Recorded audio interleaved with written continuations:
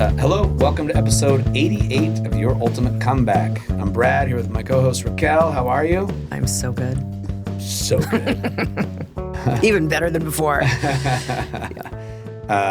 No, I did not wear the Buc-ee's shirt 2 weeks in a row. We had to double up on recordings today, so it's okay if you did. I do change my clothes periodically. But this episode, we want to do a little question and answer. We've had some people send in some questions, and so we're going to do a little kind of quick, rapid fire, short version Q&A. Love it. And our producer Caesar is going to shout out the questions, and we will do our best to answer them. And I'm sorry if our answers upset you, because some of these questions can be upsetting with the answers that I think. If they're not the ones they want? Yes. Yeah. So let's say this, and maybe we should put this in a clip. Yeah, right, yeah. And repeat it for every clip. Yeah. There's a million ways to skin a cat. Sure. And there is no one right way to do all this. Mm-hmm. And so many people are so emotionally tied to what they think is right. Yes. That if you challenge it, it gets very ugly. Mm-hmm. So just be open-minded, and maybe we can agree just to disagree. Yeah. Perfect. I like it. All right. Okay. How do you know if you're overtraining? How do you know if you're overtraining? Great question. Yes. And it's hard to tell. So there are some... When you're in it, right? In it. Yeah. By the time these symptoms I'm going to talk about, and I'm just throwing this off the top of my head, by the time you start to experience these... You're pretty damn overtrained. Rut-row. But then I'll share with you the things you can track to see and catch overtraining very early. Mm-hmm. So things like sleep disruption, more irritable than normal, loss of appetite. If you're training consistently and hard, and that's like there's some examples there. If all of a sudden you're not making any progress in your training, it's one of the biggest reasons why I track workouts. Is because workout to workout there should be an improvement in either you're doing more weight or more reps. And that's why I like to do repeated workouts in a row, is so we can make sure progress is happening to the stress recovery cycle. But also if all of a sudden someone I'm training is not able to hit what they did the week prior, or the numbers are going back, that is a red flag that, oh my gosh, something's coming up. And then you can wear like wearables, like the Whoop Man, the Oura Ring. Yeah. I like those. To me, those are catastrophe prevention methods. Yes. So if we start seeing repeated reds like, hey, don't train, you're not ready, your readiness is low, that's also a sign that you're probably starting to overtrain.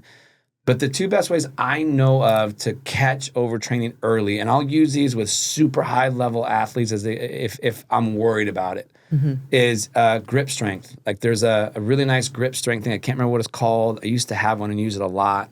You basically just grips each side, and you write it down. And every day before you train, you do the grip test. If that starts to go down, you know overtraining is coming in.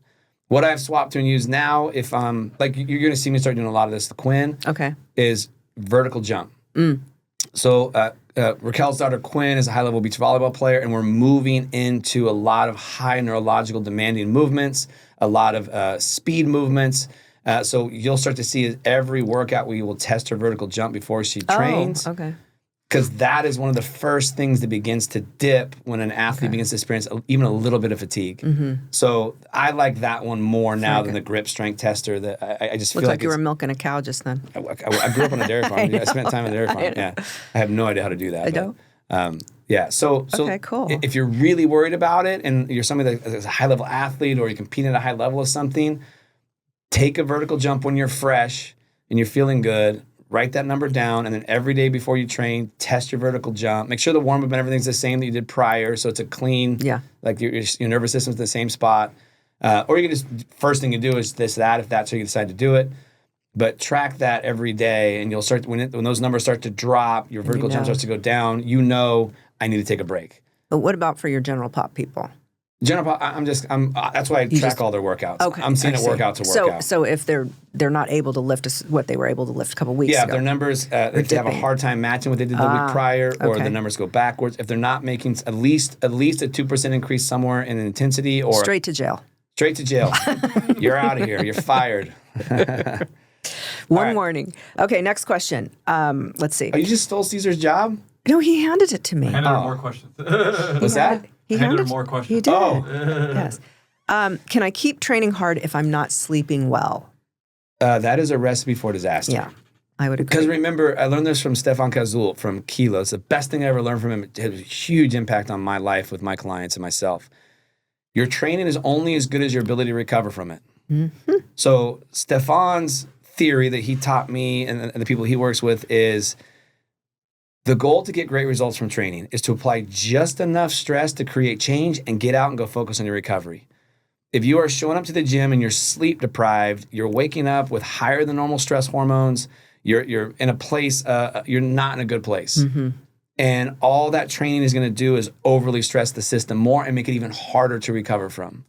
So I work with a lot of CEOs and they all want to get out of bed at 3:30 in the morning and get their workouts in. Mm-hmm. I will not allow that. Yeah. Like you're better off sleeping and getting your sleep. That's going to have the biggest impact on anything, way more than training is going to have. Right. So if you are cheating your sleep, your training is going to do nothing for you except probably cause harm and increase the risk of injury. How can, and this is not a question, this is just me piggybacking off of it. Let me try that again. How can a Navy SEAL do what they do then? Those people in those roles are genetic phenoms. Oh, really? I've even found they have a specific genetic disposition. I can't remember. Oh, this is the COMT158 gene. Oh. That is the warrior versus worrier gene. Ah. It's really, really interesting. Okay. So you have one of the two? Everybody has one of the two, is what you're saying? There's combinations of it. I but see. There's a specific combination that creates what they call the warrior mind. Okay. So what it means is those people, from how I understand it, if I say this wrong, I'm sorry. Disclaimer. I'm not a 100% expert on genetics. I got to work with a lot of these people, so I sort of know that they're very different. Yeah. And they walk around with lower than normal dopamine levels. So when they get stressed, they have to actually experience some stress to get to a normal state to perform well. Interesting. Where the warrior walks around with higher than normal dopamine levels, yes. And so when stress starts to elevate, dopamine starts spilling over, they get very anxious, they start losing it. They don't perform well. I feel very, very attacked. No, I'm not attacking you at all. Just teasing. But the I feel warrior, seen. the warrior type, they handle stress really well. Okay, so that is a unique scenario. They're unique individuals. Okay. They are genetic phenoms. Okay. And in a stressful situation, they respond better to the stress and then they recover from the stress. Okay. Yeah. It takes multiple exposures of horrible things to create PTSD in those people. Where the warrior, like one exposure is enough to create PTSD.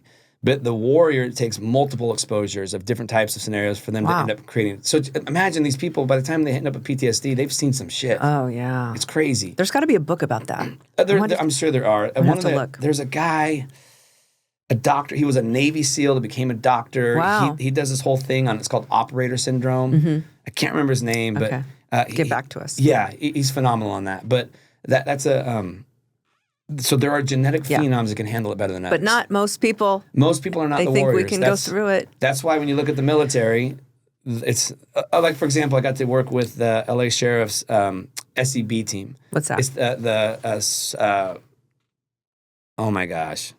Special Enforcement Bureau or something like that. Okay. I can't remember. Okay, that sounds good. It's the top 50 deputies. It's their SWAT team. Okay. It's the top 50 deputies of the LA Sheriff's Department. Okay. A lot of those, that was kind of my first intro into that world. I got to work with the SWAT team in Santa Monica, and there was an ex-Navy SEAL on there, and then he connected me with these guys. And then from there, they started sending me in, like, their sons, their kids, the people they knew that were in the Special Forces.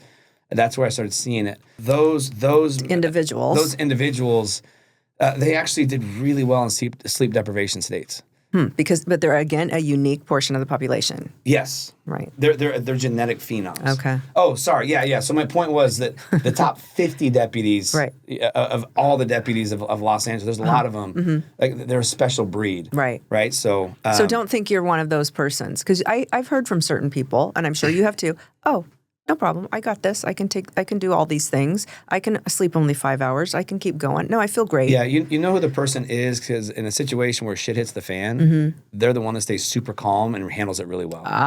So in an emergent situation where something bad happens, they're the calm one taking care of things. Everyone else is freaking out, screaming, running into walls. They're super calm. They're taking action, and they're saving people. They're doing things. Okay. Because they're optimized to a highly focused, Makes optimal sense. state. They actually a lot of times need that to even feel alive. Wow. I remember one time I worked with a guy for 26 years in the Army. His job was to go out and deactivate bombs. Yeah, he was EOD. Okay. And he started getting sick because he took a desk job. Like he kind of retired, but promoted up to a desk job. Huh. And that started killing him. Really? Because too boring. It was too boring. Wow. He said the only way he felt alive in life when it was him versus the pink dust. Oh, man. Him versus the pink dust. So like these people need that level of stress. Wow. You put me in front of a bomb and I got to cut the right cord. No, like, no, I'm out. no. Like, Exactly. yeah. Exactly. So that's how you can always tell who those people are. It's and another thing I learned with them is kind of the jack-offs that are getting in trouble all the time when they're bored, doing the stupidest shit, right? Yeah. They need that excitement to Yeah. feel normal. Like Okay. It's really funny. Okay. They're great. They're Yeah. phenomenal people to be around. Yeah. But like, We need to get someone on the show. okay, Why yeah, haven't you I'll done do that? that. Reach Yeah. out. Come on. I'll do that. But You're like holding out. the things I got to go do with these guys. Yeah. Hey, come to our training today. We're gonna blow doors open. We're gonna teach you how to breach. Awesome. That's what I mean. We need somebody on. Come on. Hey, come on, shoot guns with us. We're Okay. shooting crazy sniper rifles. Yeah, and right, like, right. oh my Lord. Yeah. And they're That's having the greatest time ever. And I was like, oh my God, where am I? Okay, next question, Brad. What's the most overlooked part of recovery? And how do I stop feeling guilty for taking a rest day? The most overlooked thing is probably that, feeling guilty for doing it. Seriously. Yeah. That's a big thing that I do with a lot of people. Like, Yeah. I can't take a rest day today. That's cheating, or I'm cheating myself. Mm-hmm. I'm gonna go with that. Okay. As the big Is the guilt of needing a rest day. That does not make you weak. That Right. makes you really, really smart. right. A lot of my professional athletes spend hundreds of thousands of dollars a year on recovery. Yes. And they'll get shit for it. Like, why do you spend so much money on that? He's like, because this is my moneymaker. Right. You need If it to I be spend in optimal shape. $250,000 on this, and this makes me $20 million a year, that's a pretty damn good investment. Absolutely. So those guys have figured out the better I recover and rest and take care of this. So they have no problem with that. They will spend, if they find the right person and they realize like, holy cow, this person's going to extend my career, they will pay that person whatever it takes. But I meant they have no problem with the downtime. They understand the importance of it. Yes. Because when you're on a sporting field and fatigue and lack of recovery is there, oh my Lord, you feel it. Yeah. Your step's slow. Oh, sure. You're tired. Sure. Your brain, you're making mistakes. And it happens like that, right? Yes. I remember watching Quinn, gosh, what was it? 3 or 4 weeks ago, and she started cramping in a match. Yeah. It's amazing how that can happen so quickly. And then, she's eating an element pack by itself, It's Yeah. but how quickly things can turn. Yeah. So then you really appreciate, right? Well, and there's a lot of correlation between that and increased risk of injury. So they want to prevent that. 'Cause Sure. that's the thing that'll. You mean end when things you're very when you're quickly. starting to have something like that go wrong? Well, yeah, because Yeah. if you're highly stressed, you're not recovering well, you're more inflamed, your muscles are tighter. Oh, the yeah. nervous system is in a heightened state, so you're kind of stuck in a fight or flight state, and you don't perform well like that. Yeah. So, yeah, Okay. All right. That was a good do one. not feel guilty about it because No. I'm telling you, these professional athletes spend $250,000 or more a year on rest and recovery because it's so important. Yeah, but what if you don't have $250,000 a year? I'm not saying you need to have $250,000 to do it. I'm just saying, why would you feel guilty about that? I see. When I have a ton of people spending hundreds of thousands of dollars a year on recovery. Well, I think what the mindset is, because I used to be that way, was that I'm making progress. That's going to stall my progress. That's what my old brain used to think. Now, no, I mean that's one thing you should be proud of me in that part. I'm very proud of you I'm on definitely that. good with the recovery. And I think it's why you look how you look at this age. I don't know. You think? Caesar, he wants to hit me. Maybe just open face slap. Is that just a little? Or open hand, open palm. I know you would. Okay, what are your go-to tools or rituals for faster recovery? Oh man. I mean, obviously, optimizing sleep is the most critical because if you're not sleeping well, all the other recovery strategies just aren't going to do much. So anything and everything you can do. That's always where I start with people. Sleep. Is Quality get their sleep. Quality of sleep. So their sleep environment, their sleep strategies. We get those really dialed in. And I want them sleeping, a non-professional athlete, 7 to 9 hours a night. A pro athlete, I'm pushing 8 to 10 hours a night. The more physically active you are, the more sleep you need to actually recover. So if you're somebody who's training a ton, that's another thing. If you're training a ton and you're cheating sleep, it's getting bad. No bueno. So if you're training a ton, yeah, you got to push more sleep, like 8 to 10 hours. Tools I like. Like the cold plonge, the sauna, what? Yeah, I like alternating between those two. I think that's one of the best forms. Okay. I don't like one. Oh, if I had to choose one over the other, I'd probably, I don't know. They do different things. Do you do them? You do them together though, right? I like that together. Contrast, contrast therapy on rest days. I think is really valuable. I'm a big fan of really good, high quality tissue work. Okay. So a lot of my guys spend a lot of money on tissue therapists. Yeah. And that's not a Swedish feel-good massage. No, it's not feel good. It's not fun. You're getting worked over. Yeah. But sometimes it calls for that. If you're really stressed out, really anxious, and like they're really overstimulated, then a Swedish massage that makes you drool and fall asleep is phenomenal. Okay. Yeah. Another one I actually really like is in a warm pool, just floating, decompressing the whole body. Oh. So you can literally put the rings underneath you and just nice. like lay there and just completely relax and let your body float. That's really powerful. But in it's just like not a cold pool, not a hot pool, but like a warm kind of heated pool. Okay. For 20 minutes, that's really powerful. Okay. Yeah. I like that. Yeah, that's probably it. That's probably some of the better ones. Okay. I have a question though to talk about this. I used to be a huge napper, and I feel like, knowing what I know from what I've learned from you, is I was constantly drained, doing way too much. So I could nap 2 hours a day and still sleep at night. I haven't really been napping very much. That's good. It means you have better reserves. Yeah. But this last little bit that you've got me on, whatever this protocol is that you have me on, I did take 2 naps last week. I was like, what is wrong? Yeah. Like 40-minute naps. Yeah, the program you're on right now is a intensification phase. It's a strength phase. So that's normal? It's harder on your nervous system. Oh, okay. So my body's saying, we need a little more. Yeah. Okay. The more stress there is on the nervous system, the more fatigue you're going to feel. Not like, oh, my muscles hurt. Right. It's like, oh my God, I need a nap. Yeah. Usually there's an increase in hunger, like more feeling of a need for a nap. It's more of a fatigue feel versus oh, my muscles are so sore feel. Yes. Yeah. Okay. Yeah, but we're which I'm really proud of you because you're getting strong. Yay. And so we're really kind of pushing that. And so that means you're really giving it to me at the gym. Like you're pushing good weight, you're challenging yourself. You're not being a P-U-S-S-Y like you spelled out last podcast. Yeah. Okay, well, cool. Those are some great questions. Yeah, is that it? Yeah, well, we can go into hormones and fat loss. You tell me. Do one more. We got time for one more. Okay. Love this one. Uh-oh. Why am I gaining weight even though I'm eating clean and working out hard? How old are you? That's what we need to know, number one. That's a loaded question. I know it that is, could go right? a lot of ways. Yeah. There's a lot of things that can cause. First off, I wish it was that easy. Right? I wish if we just ate clean and worked out really hard, boom, we'd always get results. Yes. But if that were the case, I probably wouldn't have a job. Yeah. So you got to start digging deeper into what's going on. There are a lot of pathways that can cause body fat accumulation, blood sugar dysregulation. Explain what that means. So like if you're not insulin sensitive, meaning that you spike blood sugar and the muscles aren't very good at pulling the blood sugar, the glucose into the muscle, it's going to go to fat. Okay. Thyroid dysregulation cause problems. Why do so many people have that? I don't know. I think a lot of it. So the precursor to thyroid is also the precursors to certain stress hormones. So I think it's a hierarchy of if I'm in a fight or flight state and my body thinks it's going to die, where am I going to send everything I need to survive?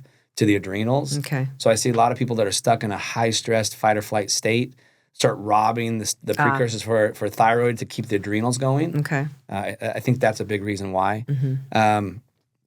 Obviously, sex hormones. If your sex hormones are low or dysregulated, or like for women, if estrogen is too high or progesterone is too low or things like that, all those things can start to trigger the body to put body fat on. But I think the two biggest ones are stress hormones and insulin hormones. Are the two biggest ones. When those get out of whack, it just tells the body to start laying fat. Yeah. So as a protection. Protection, because it's got to keep you alive. Right. I always joke around, like if you are super lean and you get into a state, like if you get stuck out in the wild and you don't know how to hunt and you have a hard time finding food, the leaner ones are probably going to... They're going first. They're going first. They don't have the long-term reserves. Right.